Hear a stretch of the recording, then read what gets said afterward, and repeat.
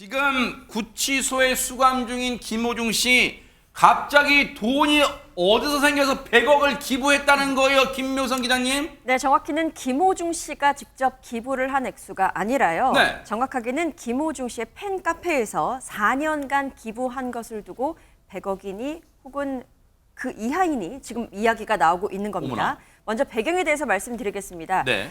KBS가 지난달 29일에 김호중 씨에 대해서 자사 방송 출연을 한시적으로 정지하기로 했다라는 심사 결과를 발표한 바 그랬었죠. 있죠. 이와 관련해서 KBS의 청원 게시판에 글이 하나 올라왔습니다. 좀 황당한 청원이다라고 말씀드리고 싶은 이유가 있는데 네. 일단 제목이 이렇습니다. 김호중 가수의 방송 퇴출에 관련한 반박 내용입니다. 반박이야 자유니까 할 수 있겠죠. 근데 면면을 한번 살펴보겠습니다.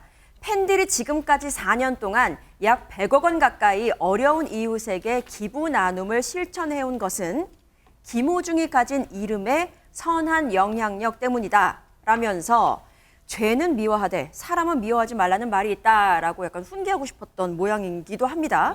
그리고 또한 김호중의 천재적인 재능을 아깝게 여긴다 때문에 새로운 사람으로 거듭나게 해야 한다. 법은 냉정한 판단이 필요하지만 사회는 한 번은 보듬고 안아줘야 한다라는 그 관용이 필요하다라는 내용이었습니다. 근데 이게 극히 일부의 의견일까 싶어서 한번 몇 명이나 동의를 하나 살펴보니까요. 네. 오늘 4일 기준입니다. 오전 11시 기준으로 봤을 때 해당 청원에는 약 1,500명 이상이 동의를 한 상황으로 파악이 되고 있습니다.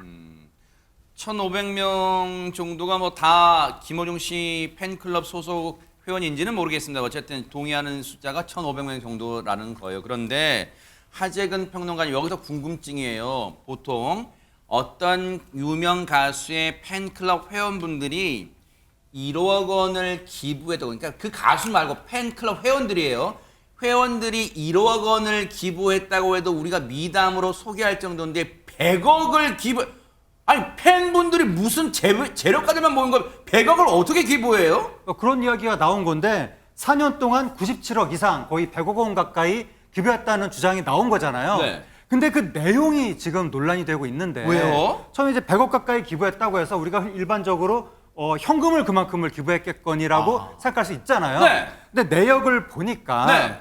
그 중에는 튀르키예 지진복구 지원, 유니세프 성금 2억 2,500만 원, 네. 수재민 돕기 성금 3억 5,100만 원 네. 이런 식의 기부도 했다고 합니다. 네. 정말 소중한 기부를 한 건데 네. 근데 문제는 전체 기부 액수 중에서 75억 원 상당이 김호중 씨의 2집 앨범이라는 거예요. 김호중 씨 앨범 52만 8,430여 장이 이게 이제 금전 가치로 따지면 75억 원 상당이 되는데 결국 금품이나 어떤 생필품 그런 게 아니라 김호중 씨 앨범을 기부한 거를 75억 원 기부로 계산을 했다. 요게 지금 논란이 되고 있습니다. 아니 그러니까 저 김호중 씨 앨범도 기부했다는 게 자기들이 사서 이다 많아서 저 앨범을 사서 그냥 산 행위 자체를 기부로 본 거예요? 저걸 사서 누구한테 줬다는 걸 기부로 보는 뭐 어쨌다는 게 저게 왜 기부로 보는 거예요? 실제 복지센터 이런 곳에 기부를 했다고 합니다. 저 앨범을 사서? 네.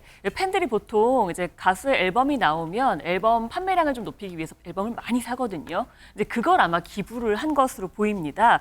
물론 팬들에게 앨범을 준다면 즐거운 선물이겠지만 기부 물품을 받아야 하는 사람들의 입장에서는 이건 그리 달가운 기부가 아니거든요.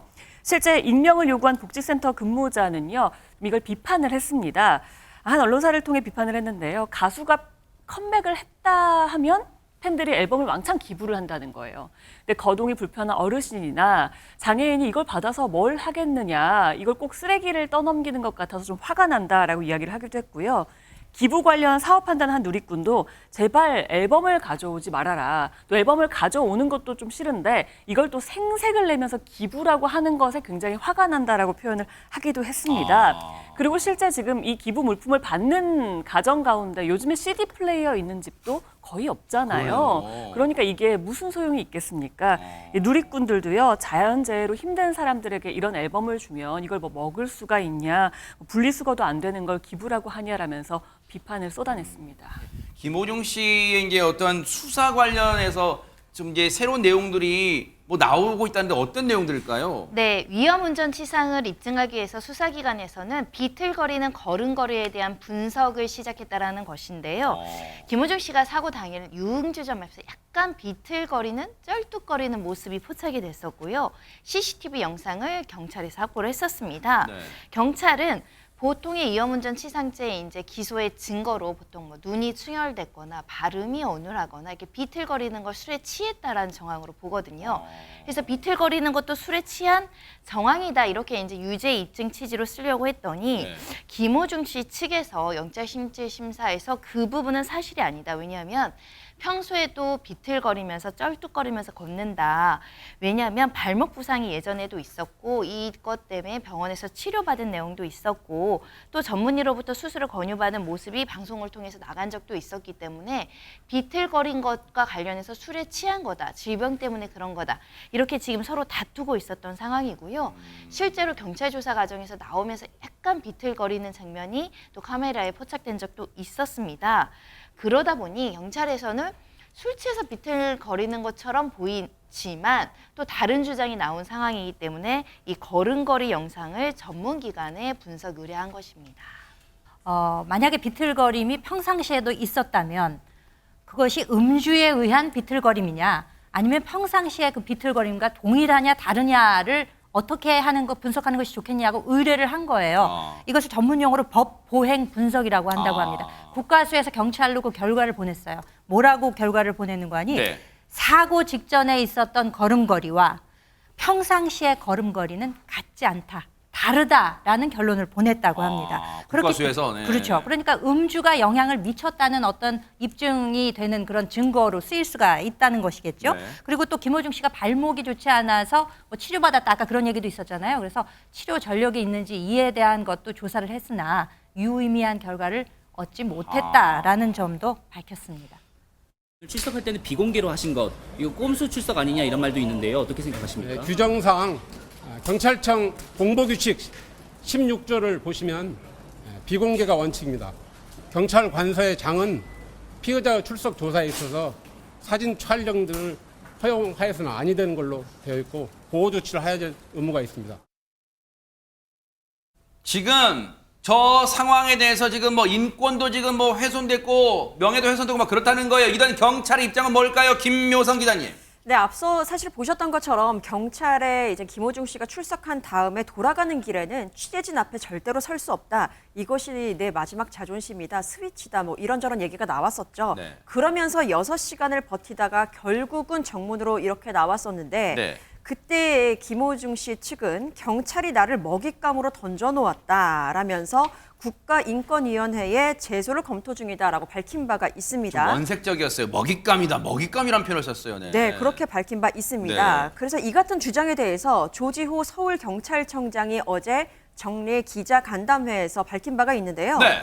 피의자를 포함해서 강남경찰서에 출입하는 대부분의 사건 관계자는 정문으로 들어가서 정문으로 나간다라면서 오히려 이 김호중 씨가 처음에 경찰서에 들어갈 때 강남서가 조금 잘못 판단한 것 같다. 그때 지하로 들어갔었죠.